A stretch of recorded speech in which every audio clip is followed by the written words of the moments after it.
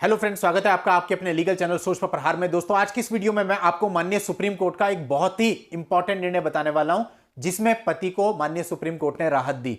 दोस्तों, आप लोगों के लिए बहुत ही इंपॉर्टेंट निर्णय है, क्योंकि मैट्रिमोनियल विवाद से संबंधित निर्णय, माननीय सुप्रीम कोर्ट का निर्णय और पति को राहत भी मिली है। तो इसलिए मैं समझता हूं कि आप सब लोगों को इस मामले से बहुत कुछ सीखने को मिलेगा। आखिरी पॉइंट तक वीडियो में बने रहिएगा, और यदि अभी तक आपने चैनल को सब्सक्राइब नहीं किया तो चैनल को सब्सक्राइब करके हमारे मनोबल को बढ़ाने में हमारा सहयोग दीजिए। अब दोस्तों, जो अधिकतर पति होते हैं ना, उनके केस में जो मैट्रिमोनियल विवाद होने लगता है, तो मैंने खुद ऐसे बहुत सारे मामले देखे और सुने हैं, जहां पर मैंने देखा है कि पति और उसके घर वालों के मन में एक टेंशन होती है।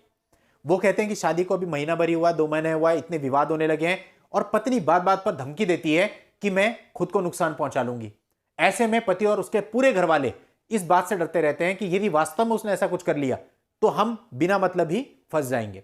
हमने ना तो कभी प्रताड़ित किया, हमने ना तो कभी दहेज मांगा, हमने ना किसी और प्रकार से परेशान किया, लेकिन धमकियां आपको निरंतर मिल रही हैं, बार बार मिल रही हैं, और वो जो डर है वो आपके मन में बैठा हुआ है। अब इस डर को दूर कैसे भगाएं?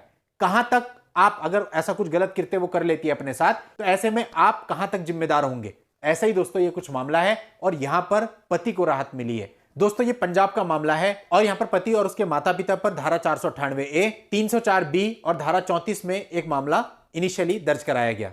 हालांकि ट्रायल कोर्ट ने कहा कि इस मामले में धारा 498A और धारा 304B के तहत एक्यूज पर्सन को दंडित करने के लिए पर्याप्त साक्ष्य उपलब्ध नहीं है, लेकिन उन पर धारा 306 के तहत पत्नी को इस सुसाइड के कृत्य के लिए उकसाने के लिए धारा 306 आईपीसी में मुकदमा चलाया जा सकता है। अब दोस्तों, मुकदमा चला, और जो ट्रायल कोर्ट थी, ट्रायल कोर्ट ने माना कि पति इसमें गिल्टी है, उसने अपनी पत्नी को ऐसा काम करने के लिए उकसाया था और उसको सजा कर दी।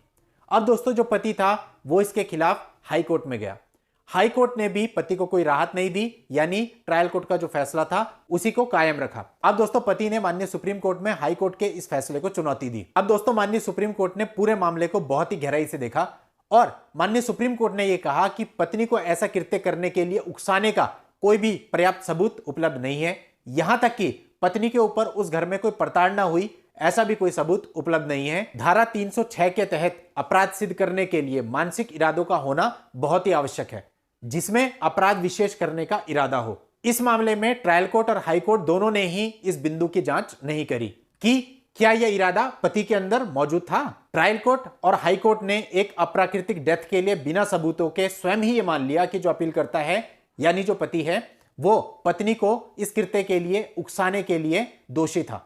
माननीय सुप्रीम कोर्ट ने कहा कि बिना सबूतों के ऐसा निष्कर्ष निकालना बिल्कुल गलत है, और यह कहते हुए माननीय सुप्रीम कोर्ट ने पति को बाइज्जत बरी कर दिया और कहा कि पत्नी को आत्महत्या के लिए उकसाने के अपराध के लिए पर्याप्त सबूतों का होना आवश्यक है। पत्नी के आत्महत्या करने पर यह नहीं माना जा सकता है कि इसके लिए पति ही जिम्मेदार है। आगे सुप्रीम कोर्ट ने यह कहा कि आत्महत्या करने पर यह मानकर नहीं चला जा सकता है कि उसे पति ने ही उकसाया है, इसके लिए स्पष्ट सबूतों का होना आवश्यक है। तो दोस्तों, मैं मानता हूं कि बहुत ही इंपॉर्टेंट निर्णय है, क्योंकि ऐसे बहुत सारे मामले हमारे भारतवर्ष में चल रहे हैं जो कि सत्य नहीं है, जहां पर पत्नी की डेथ हो गई है किसी भी वजह से, ससुराल वालों पर इस प्रकार के मुकदमे दर्ज हो जाते हैं। अब कुछ मामले तो दोस्तों ऐसे होते हैं जहां पर उन्होंने क्राइम किया भी होता है, वहां पर तो उनको सजा मिलनी ही चाहिए, लेकिन इसके साथ साथ बहुत सारे फेक मामले भी दर्ज होते हैं जहां पर पत्नी की डेथ हो जाती है। ऑब्वियसली ये एक बहुत बड़ी मिसहैपनिंग है, लेकिन मिसहैपनिंग का मतलब ये भी नहीं कहा जा सकता कि आप किसी को भी उसके लिए सूली पर लटका दो जिसने वो अपराध किया या नहीं।